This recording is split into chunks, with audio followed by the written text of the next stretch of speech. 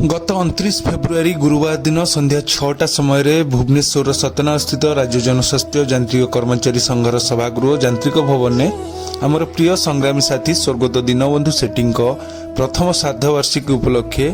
राज्य जनस्वास्थ्य यांत्रिक कर्मचारी संघर सभापति श्रीयुक्त प्रशांत कुमार महांती अध्यक्षतार एक श्रद्धांजलि सभा अनुष्ठित हो जाइछि।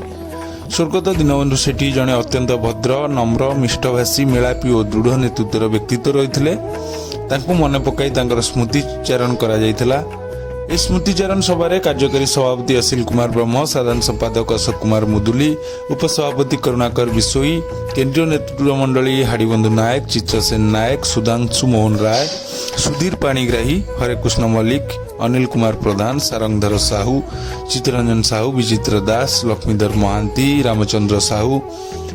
इंद्रमणि नायक, रामचंद्र पंडा, विचित्र दास समेत बहु जल जोगान कर्मचारी बंधु माने उपस्थित रही